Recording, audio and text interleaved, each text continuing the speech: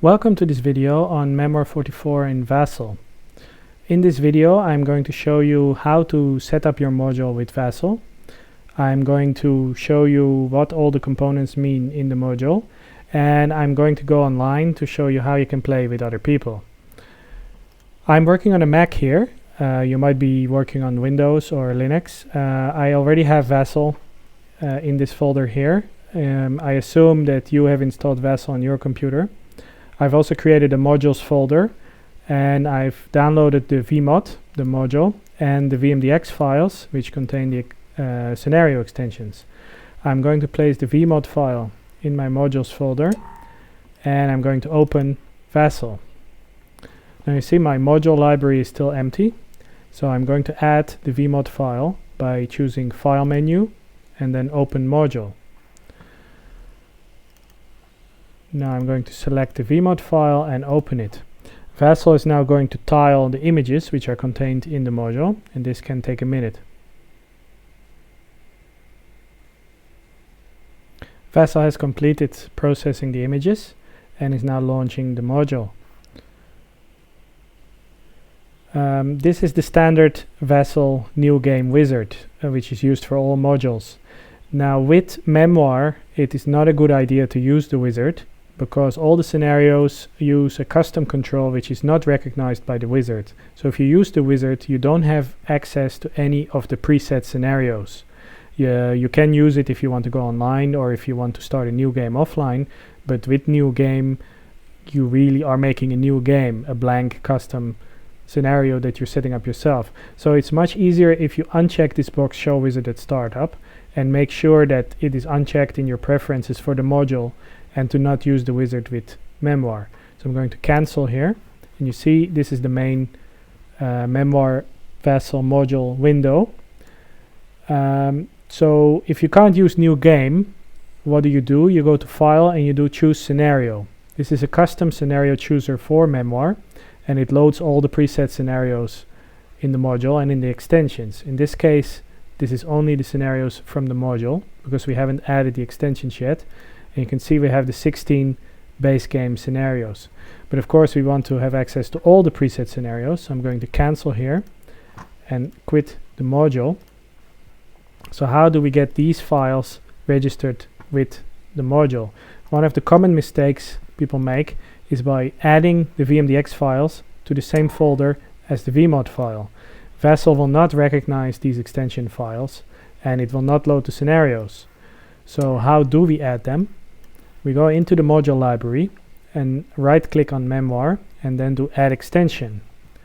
I'm going to select the VMDX file, open it, and you can see there's this little triangle now, and the extension has been added in the module library. If we look in this window here, we see that VASSAL has created a subfolder ending in _ext, and it has moved the VMDX file in there. So files that are in these subfolders are recognized as extensions by VASSAL and loaded. So I'm going to add all of these VMDX files now.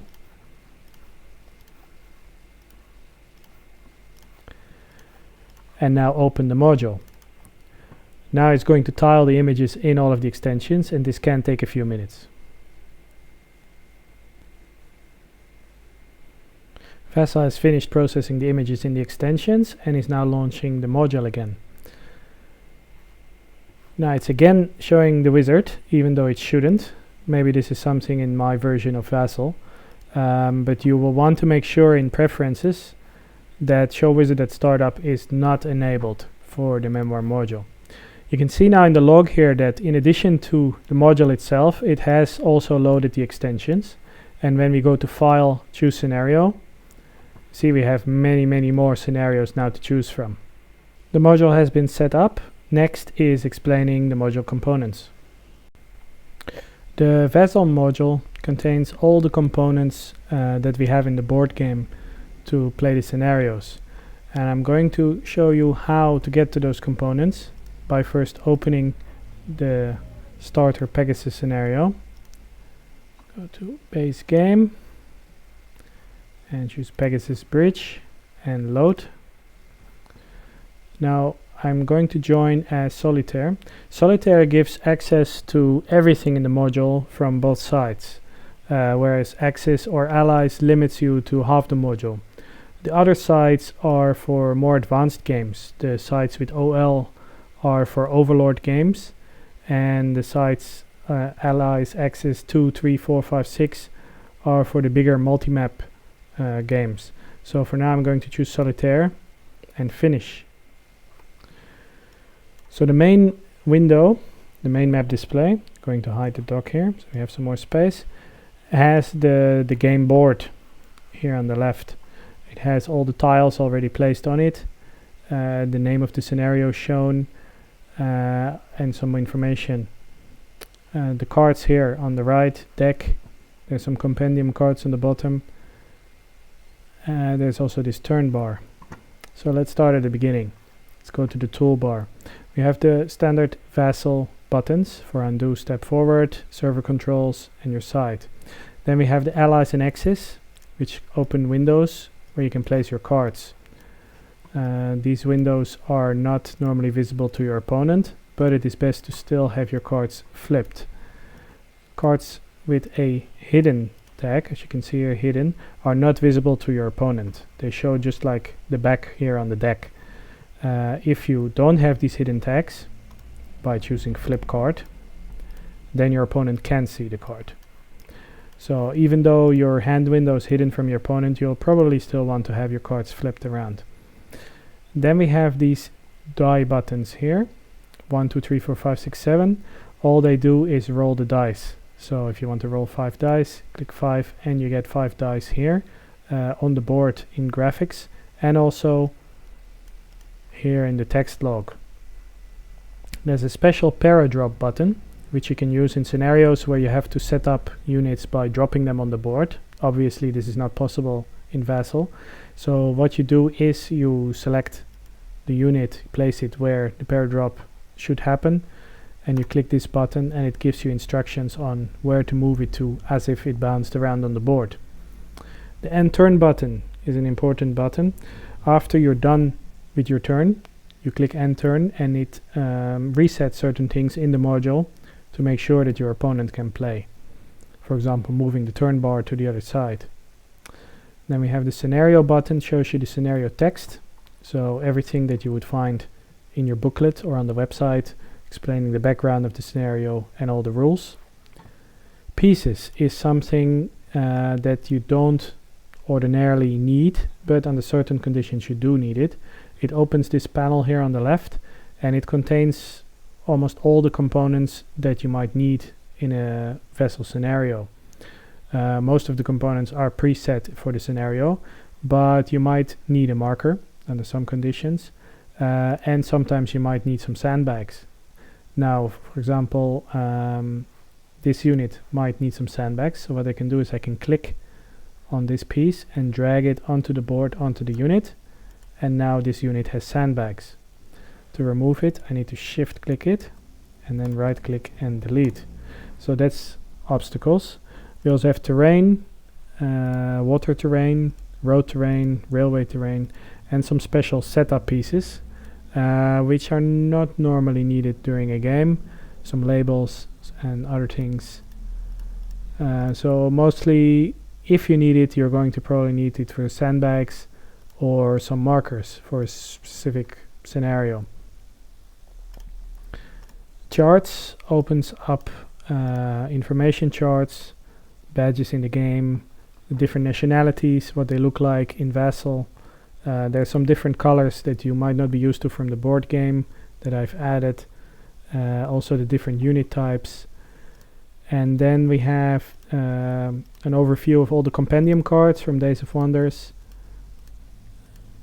Some special rules from the campaign book, and an overview of all the different cards that are in the game. Compendium again shows all the different compendium cards, and you can actually drag these onto the board. So there are already a bunch here below the board for this scenario, and you can add your own. This is very useful if you need to look up something quickly, just a quick reference to how some rules work. Units, like pieces, is something that you don't often need unless you're setting up a scenario. But if you do need a unit for whatever reason, you can open this open this window, select the right tab for the right nationality, and then drag a unit onto the board. So these are US Marine Corps cavalry, and well, they shouldn't be here, so I'm going to delete them. So you just drag it onto the board. Cards, it has two options, card count and removed cards. Card count opens a new window, which is now empty, but if I add some cards to either hand window, it'll quickly become obvious what it's for. If I click refresh, it shows you the allies have 3 cards. Now, since the hand windows are normally hidden for your opponent, you'll still want to know how many cards they're holding, and this is what the cards window is for, so that you can make sure that your opponent has the correct number of cards in their hand. We also have removed cards, which is a place where you can drag cards to remove them from the game without seeing what they were. So if I drag them from the draw deck, I don't know what it was. This is necessary for some scenarios that have time limits, but for most scenarios you won't need this. Hands, as you saw when I chose the side for the scenario, there are many more sides to choose from, and they also have their own hand windows. So if I'm playing the left field general for the Axis, I can also hold my own cards as a field general. Then we have 2 buttons for the command window for the command car. This is necessary for scenarios that have the command car. You're able to move the discards to the command window, and then with the gather discards, select one, and then bring everything back. It's only for scenarios that have a command car. Then campaigns is a pop-up menu which shows you information about different campaigns that are included with the module, such as the Vercors campaign, and it shows you the different information pages. The scenarios, they are not linked to this, so if you, for example, open this scenario, you need to look up yourself what the scenario is in this campaign and then find it in the scenario chooser, but it's useful to have in here. And then reinforcements is new for the D-Day landings rules. It has space here for units, but there are no units, so you can just look up what your role means and then use the units window to find the unit. Then we have the standard screenshot button. We have some buttons to hide information like labels on the map, hide the units, zoom controls, line of sight control. Now the line of sight has changed in this module that I'm using now, version 10.9. It now sticks to the hexes, where before it was freehand. It is not visible to your opponent where you're looking, unless you use control. So if I drag this and then control click, you see it's now a persistent line which stays on the board, and my opponent can see it, and the icon has changed to red. So that's how that works. And there's an overview window, which is especially useful for the really large scenarios, not so much for standard scenarios, since you can pretty much see all of the board. So the board, we have the dice display here in the top, which shows you what somebody rolled. We have air displays here for scenarios that use the air rules. If you drag an air sortie card into the hand, it's shown here on the board how many air sorties are held. Then we have these boxes, which currently show a 2 and a 6. They show the command for that side. So the Axis starts with a command of 2, draw 2 cards, and the allies start with a command of 6, draw 6 cards. Now there's also this little red warning triangle, caution icon. This is because in this scenario the command increases after certain turns.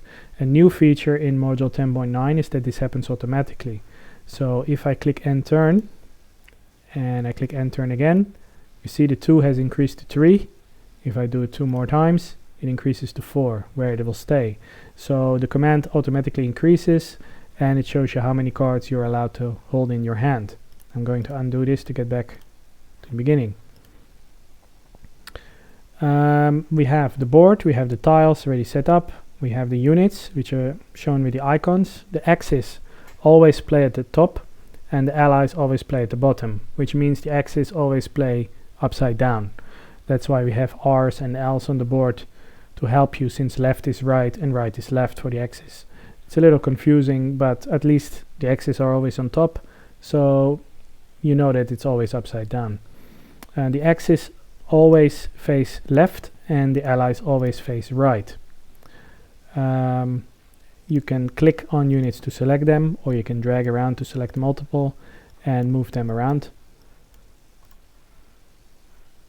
If I right click, you can see there are many options here depending on what rules are used in the scenarios and what kind of units they are. Place crosshair markers for big guns, place smoke markers, and then take a hit. As you can see, there's a 4 here, which shows that the unit has 4 figures. If it takes a hit, I'm going to remove a figure. You can see here in the log it's gone down to strength 3, strength 2. I can also press Ctrl H, goes to 0, and then I can drag it onto the medal stand for the Axis player. So 4 medals in this scenario to win the game. Now the shortcuts, as I said, I just pressed Command H, which you can see here in the right click menu, Ctrl H, sorry. You can find these in the help menu under keyboard shortcuts, which is going to open in a browser. And here are all the shortcut keys if you don't want to look them up by right clicking. Also useful here is the unit badges reference. This is also under charts. So I'm going to do a recover hit and bring it back to 4. So what else can we do? There's retreat flags. If a retreat result is rolled on the unit, you can give it a retreat flag. Now when you're playing live, this is not so important, but when you're doing play by email, this is really useful. So I'm going to cycle through, maximum is 4, and then it goes back to 0. There's an on the move, which is used with the on the move rules with the breakthrough deck. In this scenario, there's no on the move. I'm going to clear that marker. And then we have no battle, attacker, and target. So in combat, you can do attacker, Control A, and you can do target, Control T, and units always shoot from yellow to red. If you're done, you can select both. So I can click on this and shift click on the other, and I can do battled. This is going to change the attacker symbol into a blue finished no combat marker, and it's going to remove the target marker. Then we have clear marker, which clears any marker no matter what. Order unit, which adds these red dots in the corners.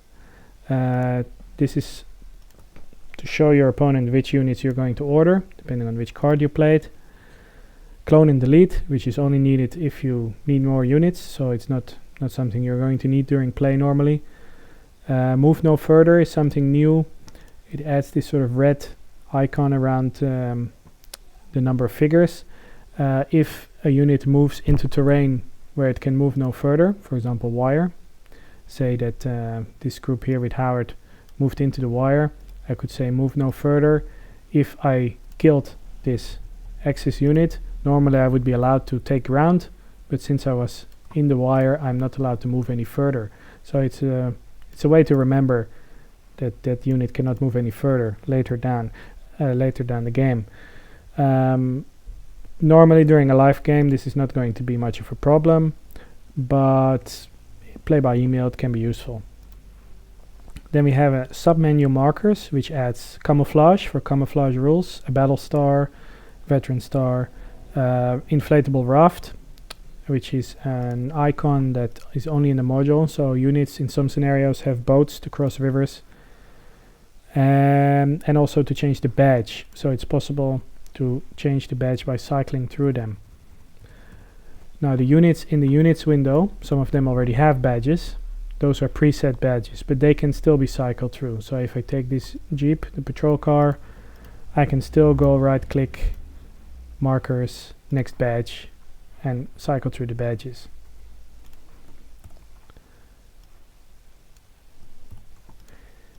Okay, let's clean this up.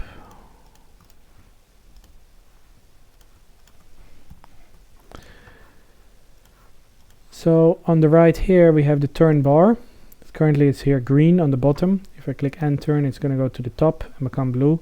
So this is a way to keep track of whose turn it is. If you forget, or you take a break, or you're playing by email, or whatever reason, it's a useful way to keep track of whose turn it is. We have these medals on the board here, so I can move these about. Normally you don't want to. It has a little text here, TEMP. So these are temporary objectives, which meaning they're only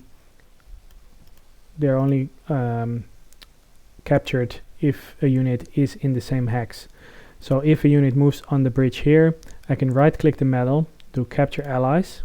Now this does two things. It changes the graphic of the medal here to show it's been captured, and it creates this placeholder medal which I can drag onto the medal stand to know that I have a victory point. If this unit moves off this temporary medal, I can delete the temporary placeholder on the medal stand, and I can right click the main objective and do lose objective, so it returns back to not captured. This is a useful way to both have a medal on your stand to know if you're winning or not, and also have the medal still on the board so you know where it came from. Then at the bottom we have the compendium cards. They're only there as a reference. And on the right here we have combat cards. Now some scenarios use combat cards. It's actions 25. If you use urban combat or winter combat, you can drag this card onto the left red rectangle and it changes into a deck of cards. Now for this scenario you don't use combat cards, so it stays on the board here. Next I'm going to go online and play a game against myself. I'm going to go online and start a game against myself. So first I'm going to use the server controls and choose to go online. I cannot start a game in the main room, so I'm going to create my own game room called demo. And then I'm going to go to File, choose Scenario, and choose the scenario I want. I'm going to play Pegasus Bridge. Now I'm going to have to choose if I want to be Axis or Allies. I can first join as observer and first talk to my opponent, see which side he or she would like, or I can just choose one now.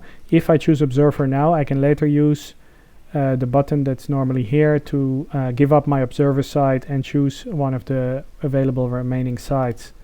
So now I'm going to choose Allies. No, I'm going to choose Axis. Yes, I'm going to choose Axis. And I have the scenario loaded. Now I'm going to wait for my opponent, which is on the other computer next to me here. It's going to join my room. So I'm seeing here, I'm sending the game to my opponent, and my opponent is going to choose a side.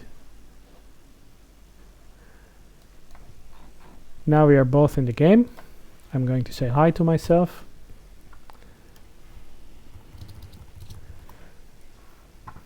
And I'm going to lock the room so nobody disturbs us. Well, me and me. First I'm going to draw cards. So I'm going to open my Axis hand window and drag 2 cards to my hand. Ooh, difficult start. And my opponent is going to do the same by dragging 6 cards to his hand. Now I can see he's busy in the text log. I can see here that the allies have taken 6 cards. If I want to be sure that he has 6 cards, I can go to cards card count. I can see the allies indeed have taken 6 cards. The turn bar starts on the allies side, so the allies start the game. So I'm going to say good luck and wait for the allies to play a card. Now I'm going to have a look here. This is not going to be a demo of best strategy. I'm just going to choose this card. Now I've placed this card on the board and you can see here that it's not visible to me. So what my opponent needs to do is flip this card, which he does now, and now I'm able to see the card and I can discard it to let him know that I've seen his card. He's going to order units. So I'm going to see which units he ordered by the little red marks that the units are going to get when they're ordered. So that's 1, 2, and that's going to be 3, and that is going to be 4. Now my opponent has finished ordering his 4 units from move out, and now he's going to move them. So I can see how he moves them. When he drags them, I can see the movement line. Now these units have moved 2 spaces, so these ones in the middle. And so what my opponent is going to do is going to right click them and then choose no battle or Control N. It adds this little blue icon, and it reminds everyone that these units cannot perform any combat since they've moved 2 spaces as infantry. But the other 2, the one that didn't move and the one that only moved 1 hex, can still do combat.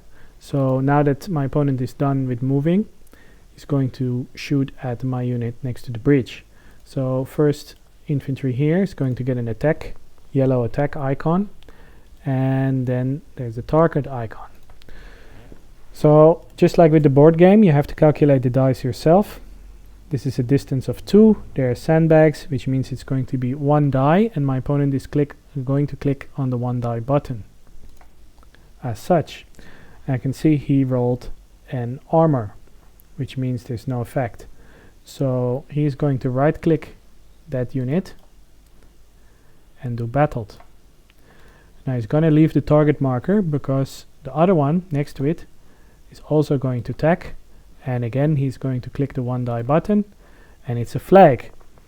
Now I can choose to do a retreat here or not. I'm going to choose not, so I'm going to let him know with IF, which is one of the abbreviations used online to say ignore flag. So my opponent knows I'm not going to retreat. You can select both units, do battled. There's no more combat available, so he's going to draw a card and then click on end turn. And now I see on my side here that he's done, because it says here on the text that his turn has ended, and the turn bar has moved to my side of the board.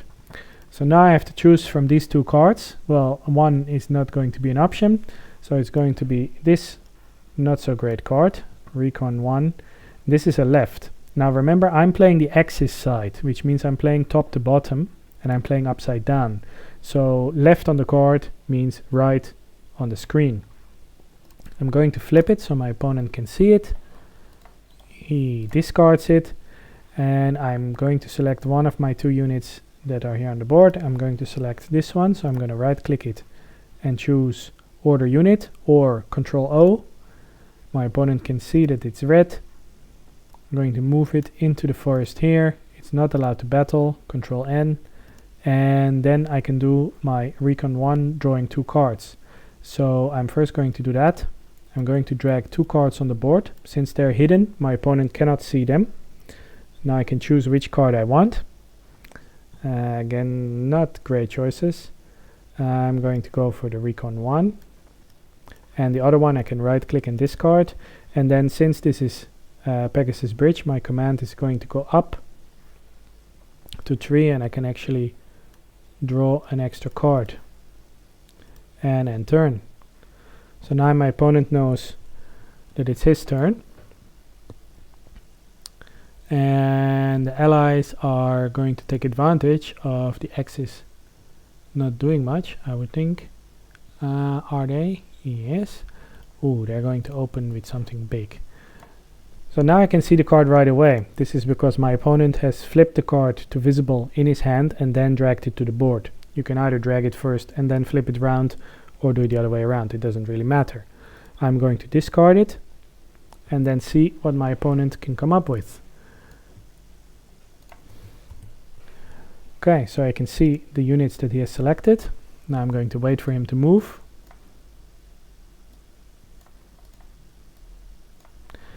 The unit here in the middle has moved into the forest, which means it's not eligible for combat, and it's going to get a blue no battle or Control N marker.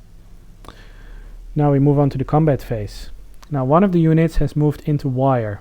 So it is still eligible for combat, and now the choice is, does that unit want to attack with a -1, or does it want to remove the wire and not shoot? So my opponent is going to choose to remove the wire. Now how can he remove the wire? I'm going to show it on the screen here. You can shift click next to the unit. You can see there's a black hexagon outline here, and then right click the wire and then do a delete. And now the wire is gone.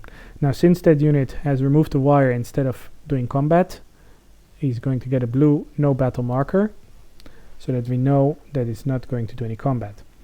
Now this unit on the left is going to attack again the unit next to the bridge, so we see a yellow and a red marker for attacker and target, and my opponent is going to click there to do 1 die. Oh, 1 hit.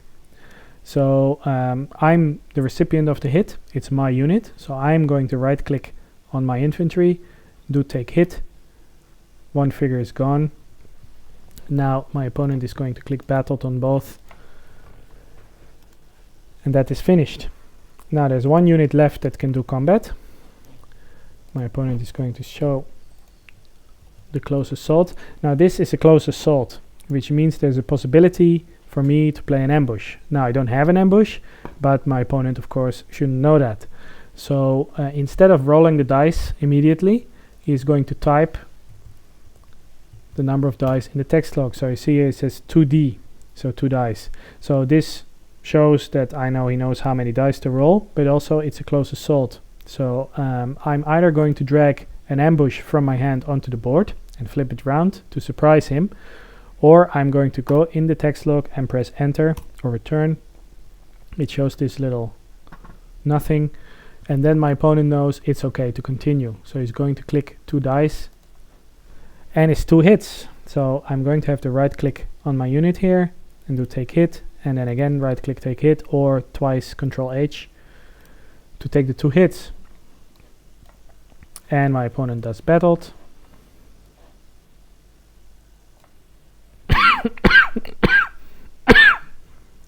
He draws a card and clicks end turn. Now it's my turn again. Let's see what we can do to stop his advance. I think I could do a medics and mechanics, but I'm going to do an attack 3. So I'm going to flip it, place it on the board, wait for my opponent to see it, acknowledge it. He's going to discard it, and then I'm going to order these 2 units. Now it would have been nice this one, but he's not in the center. They are not going to move, but they are going to go straight to combat. So this one in the sandbags is going to attack. I've pressed Control A here, but I could also have right clicked and done attacker, same as Control A. Right click here on the allies, Control T. As you can see, I'm used to using the keyboard to speed up gameplay. And this is a close assault, which means I have to announce it first to my opponent before I roll the dice. So I'm going to say 3D. I'm going to wait for my opponent to acknowledge. He says it's fine, go ahead, no ambush. So I can roll the button here, and it's 3 hits. It's an amazing shot. So I'm waiting now for my opponent. My opponent is going to take off 3 figures, and I said that's great. I'm going to right click here and say battled. Then my other unit is going to shoot at the same target, this time with 2 dice. It's not a close assault, so I don't have to announce it. And it's another hit, which means the unit has been killed. That's amazing. So my opponent assigns another hit, and now it's been killed, so he's going to drag it to the Axis stand. And I have my first medal. Going to right click on battled. That concludes the turn. I'm allowed to draw 2 cards because my command is going to go up. So I'm going to drag 1 in here, drag another 1 in here, and then click end turn. Now let's see what the allies can come up with to counter that. The allies are playing a recon 1 on the right. I say, okay, that's fine. He has ordered the unit on the right. There's only 1 allied unit on the right. And that unit is going to do another close assault. I don't have an ambush, so all I can do is acknowledge. My opponent rolls, and it's a flag. Now I'm not in any terrain where I can ignore flags, so I have to take the flag. So I can choose to either go left or right. And I'm going to choose this way, and my opponent announces a break ground, GG. So since it was a close assault and the unit is eligible still to break the ground, to take the ground, the unit is going to move forward into the forest and do battle. Now since this unit is on 1-1, my opponent can place 2 cards on the board.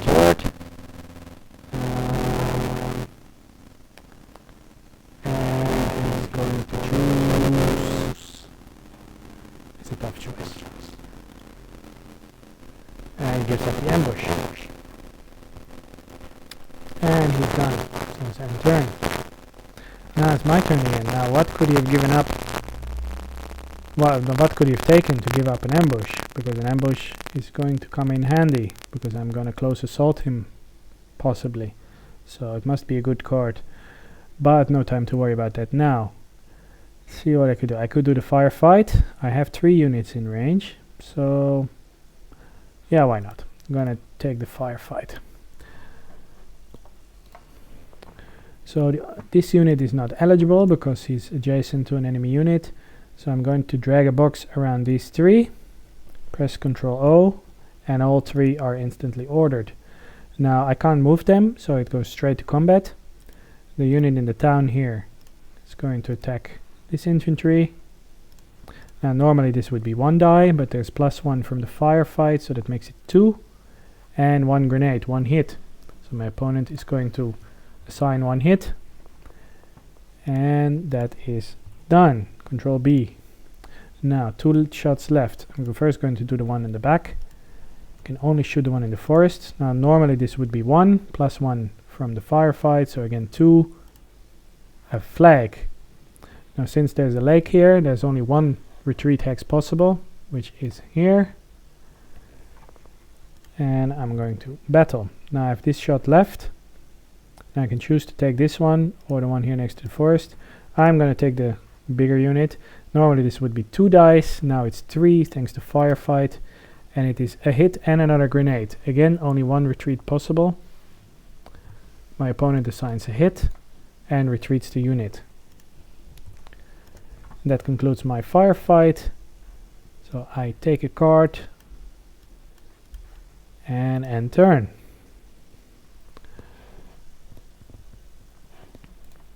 Now what could my opponent have gotten that was so good? Now I find out. Their finest hour.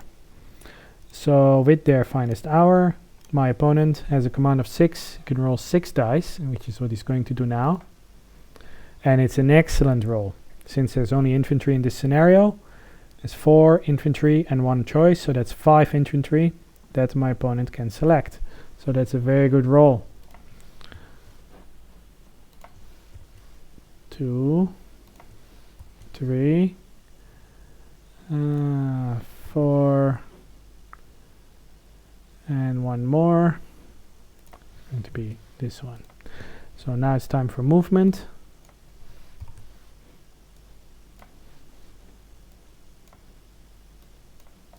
Okay, interesting. Now this unit moved into wire. So one of the new features of module 10.9 is that it's possible to do right click and move no further. So that's what my opponent is going to do now. Now you don't have to use this, but it is sort of a memory aid to know that if this unit somehow manages to dislodge my axis here next to the bridge with the sandbags, that it is not possible to take ground. So it's time for combat, and the allies choose to first work on the right flank here. So this is a close assault, and thanks to their finest hour, it's a 4D assault. I have no ambush, so my opponent is going to click here on the 4 to roll 4 dice. And that's a bad shot. That's nothing, because it's infantry. So this is safe. Opponent not happy. Next shot. Now Normally this would be 0 dice and not possible, but it is still within range. So normally the 1 die would go to 0, and now it is +1 from their finest hour, so it's back to 1. So my opponent is going to roll a 1, and it's again no hit. It's not going well. Now my opponent has chosen not to remove the wire, so it's going to be a close assault. Base is 3, -1 from the sandbags is 2, -1 from the wire is 1, +1 from their finest hour is 2 again. So my opponent is going to say 2D. I have no ambush, so I'm going to acknowledge. And let's see, again no hit. My opponent is now saying that I'm somehow messing with the random number generator, or that it's the worst kind of luck he's ever seen, or some other complaint, but we have to keep going. So this is normally 2 dice, -1 from the sandbags 1, +1 from the finest hour 2 again. Not a close assault, so my opponent is going to roll, and again 2 armor. So my opponent is now screaming into his computer and smashing everything in his office or wherever he's playing. Since this is the end of the turn of their finest hour, before my opponent draws a card, he's going to first reshuffle the deck. So reshuffling is by right-clicking the discards here and then doing reshuffle. Now it's up to my opponent to do that, but it doesn't matter if I do it here. So I'm going to reshuffle. Reshuffles all the discards back into the draw pile, and now my opponent is going to draw a card, which could again be their finest hour, and then end his turn. So it is my turn again, and let's see what my options are. I'm going to play 2 in the center again. My opponent acknowledges. I'm going to select the 2 by dragging a box and pressing Ctrl O. Going to do a close assault on the unit in the wire, which I have to announce as 3D. My opponent acknowledges, and I can roll here on the 3 dice button. 3 hits. Now my opponent is really foaming at the mouth. He assigns the 3 hits. Well, I've done it here, but doesn't matter. And it's dragged to the Axis metal slot. So now it's 2-0 for the Axis. So it's going very well. I'm going to attack with Ctrl A, select this target, Ctrl T. There's a line of sight here. I can use the line of sight function if I'm not sure. See, it's a clear line of sight. And it is 1 die. So I'm going to roll 1 and another hit, which my opponent assigned. I'm going to select both by clicking one unit and the other one with Shift and then Ctrl B for battled. That concludes my turn. I'm going to draw a card and press end turn. My opponent is going to try something else in air power. So with air power, he can choose up to 4 contiguous units of mine and then target them one by one. So he's going to signal which units he's going to shoot at by ordering my units. So normally he would order the allied units, but now he's ordering my units. And then he's going to use the target marker, Ctrl T or right click target, show which one he's rolling for first. So he's first rolling for the one in front and then rolling 2 dice. So that's 1 hit, which I'm going to assign by right clicking and then take hit or Ctrl H. So that one has finished, and then he's going to do the other one. That's again 1 hit, which I'm going to assign, take hit. He's going to draw a card and end turn. So again, no big impact there. Now, let's see, what could I do? I could do an infantry assault. I want to order those units in the center because they're really having an impact here. Now I'm not going to move them. I'm just going to use this card to shoot. Ctrl A, Ctrl T, 1 die, no hit. Ctrl B, Ctrl A, 2 dice, 1 hit.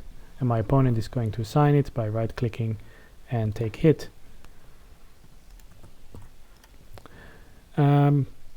I think I've played far enough for you to see how this works. So you're going to keep going until you've reached your medals. If at any point you want to stop the game because you run out of time, or you have something come up, or your opponent disconnected, you can always do File, Save Game, save it as a VSAV, and continue at another point by doing Load Game. When you're done with the game, you can close game, go back to choose scenario, choose another one. If I'm going to do that now, I'm not going to save this. If I start a new game now, let's choose something random. Battle of Arcourt 3. I'm going to again be the Axis. For my opponent to be back in the same game, because my opponent is still in Pegasus Bridge. So for this BDGZA here to join my game, it's a matter of right-clicking. So if I click Synchronize here, whoops, now I'm back in his game. So if you want to join your opponent's game, you right-click his name here in the server controls, you do Synchronize, and you have the game. Well, that concludes my explanation of the game. There's many more advanced rules and advanced controls. That concludes this video on Memoir 44 in VASSAL. I hope it was useful for you. I've covered all the basic components which you will find in the more standard scenarios. There are many more components for the more advanced scenario rules and components covered in expansion packs. They will not be covered in this video. You will find all necessary information in the compendium, in the charts, in your expansion rules, and most of them work pretty much as they do in the board game itself, and they might be covered in a future video. I hope you will be able to go online and find opponents and have fun playing Memoir in VASSAL.